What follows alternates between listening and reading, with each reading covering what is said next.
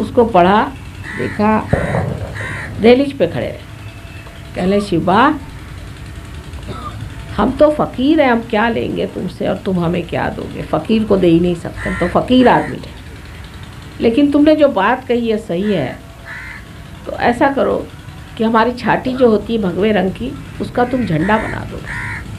वही आज भगवा झंडा बना हुआ है, अर्थात उस झंडे के नीचे बहुत से अत्याचार चल रहे हैं बेवकूफ़ी के, लेकिन उसके पीछे में श्री रामदास स्वामी महाराजा थे, शिवाजी महाराज। लेकिन तुकाराम के घर गए और उनके लिए सारे दुनिया भर के वस्त्र भूषण ले गए। उनकी पत्नी को दिए, पत्नी बहुत खुश हो गई, उनका भी देखे नहीं थे ऐसे भूषण।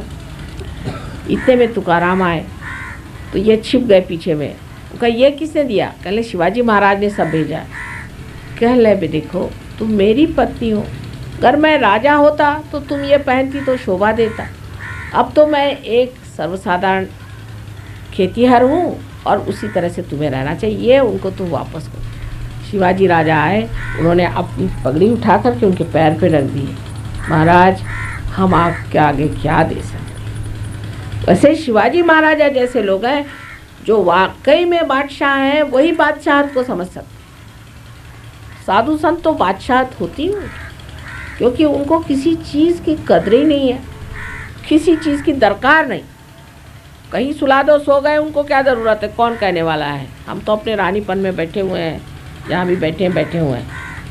आप कौन हमें देने वाले होते हैं? ये असलियत बादशाहत है, और इस बादशाहत में आप भी उतरें। और जो बादशाह अपने को समझते हैं वो समझ ले कि बादशाहत असल में यही है, असल ही को पाना है। और इसी में आने से आपकी कलेक्टिविटी जो है वो दृढ़ होती जाए। एक दूसरे का दोष देखने से नहीं, एक दूसरों से प्रेम करने से, अच्छाई देखने से, आपस में भाईचारा करने से, भाई बंधन करने से ये हो सकता है। परमात्मा आप सबको सुबुद्धि दे, और इसका आनंद बहुत है। कलेक्टिविटी का आनंद जो है सबसे ज़्यादा। मेरे लिए अगर कुछ करना हो तो आपस में बिल्कुल ही झगड़ा नहीं करो, क्योंकि बड़ा दुख होता है, दारुण दुख हो जाता है। अगर मैं सुनती हूँ कि किसी ने किसी पे बिगड़े, किसी को नाराज़ हो गए, कुछ झगड़ा हो गया, तो फिर मुझे बड़ा दुख होता है। मेरे लिए अगर कुछ करना है तो आपस में बहुत प्रेम करो, बस यही मैं चाहती हूँ। मेरे सब बच्चे आपस में बहुत प्रेम से, सुख से, समझदारी से एक दूसरे का विचार रखे रहें, तो बड़ा ही सुंदर ऐसा हम लोग एक नवयुग तैयार करने वाले हैं। परमात्मा आप सबको सुबुद्धि दे।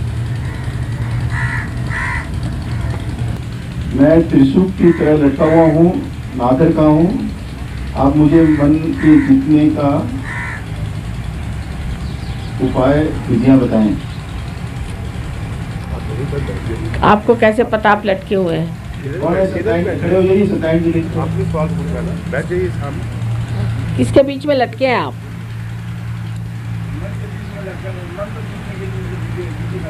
क्या? मन के जीतने का उपाय बताइए। मन जो है हर तरह से भगवान के सामने ज़्यादा पूछता पूरा से। अच्छा, आप देखिए, आप ध्यान करें। ध्यान में कुंडलिनी का जागरण, जो हमारे विचारों पे हम रहते हैं, उससे हट के विलंब पे, जो विचारों के बीच में जगह बनी हुई, वहाँ आपका रुकना चाहिए। ये एक स्थिति है, उसका कोई उपाय नहीं है, एक स्थिति है, वो हमारे अंदर आनी चाहिए। वो ध्यान धारणा से आ जाएगी। आप ध्यान कैसे करना चाहिए वो सीखें। सर्वसाधारण तरीके से ऐसा बताएंगे कि आप फ़ोटो हमारा ले जाए, उसमें काली फ्रेम नहीं रखनी चाहिए। कलयुग में काला हम नहीं इस्तेमाल करते। उसको आप एक दीप जलाएं, चाहे मोमबत्ती जला लें। आजकल तो उसका भी कोई बंधन नहीं है कि आप बढ़िया घी का दीप जलाइए आदि, कुछ नहीं। मोमबत्ती तो सस्ती मिलती है, उसको आप जला लीजिए।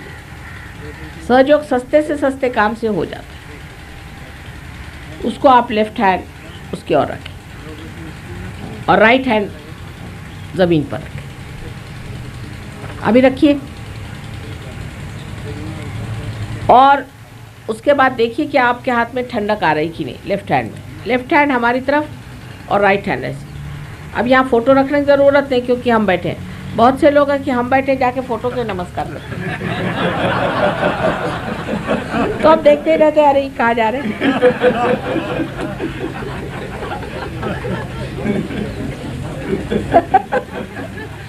होता है ना, बहुत समझदार लोग ऐसा करते हैं। अच्छा, तो अब लेफ्ट हैंड हमारी तरफ रखें, राइट हैंड ज़मीन पर रखें। चलो थोड़ा हमारी तरफ कर देते। राइट हैंड ज़मीन पे रखने से ये जो माँ है ना, पृथ्वी, ये सब खींच लेती है। उसको ज़रा नमस्कार कर लें पहले, बहुत बढ़िया चीज़ है ये। नमस्कार करें 3 बार। अब हाथ रखिए, अब कहना खींच लो माँ मेरा सब कुछ। देखो खट खट खट खट कर नीचे जाएगा।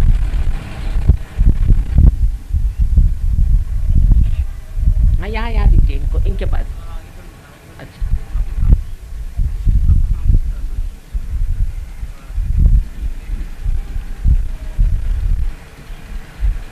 अब देखिए जा रहे हैं, हाथ पे आ रहे हैं, घर नहीं आ रहा है तो लेफ्ट हैंड पे काम करना चाहिए। जहाँ तक हो सके पहले लेफ्ट हैंड में आना चाहिए।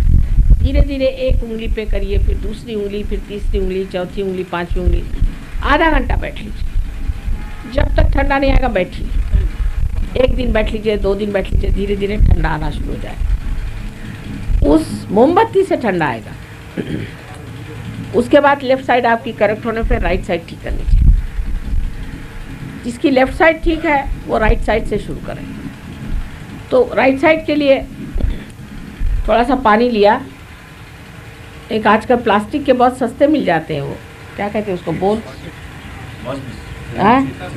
टब, बहुत टब, बड़ा नहीं, छोटा सा। उसमें थोड़ा सा नमक डाल दीजिए। पानी ठंडा लीजिए, जाड़े में थोड़ा सा गुनगुना हो। और राइट हैंड जो है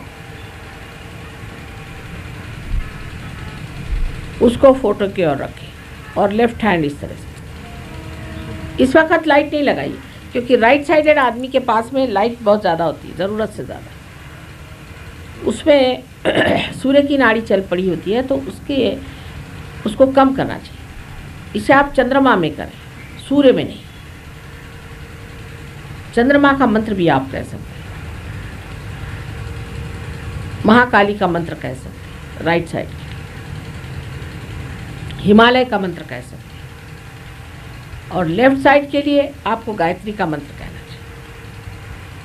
लेकिन जब इसमें भी आने लग जाए, अब बहुत लोगों को नीचे से आएगी, लगेगा नीचे से ठंडक आ रही, तो इसका मतलब है कि आप किसी गलत गुरु के पास गए थे, किसी की गलत मान्यता है, वाइब्रेशंस तो आ रहे हैं, इसको ऊपर ऐसे उठा लें और माँ हम तुमको ही जानते हैं, ऐसा कहें 3 बार। हम तुमको ही मानते हैं और तुम ही हमारे गुरु हो। तो कोई ऐसे गुरु से कोई आया हो दोष, वो चला जाता है। इधर से उठा के इधर ले आइए, तुम ही हमारे गुरु। हालांकि हम गुरु कुछ नहीं, तो कहने में क्या हर्ज है।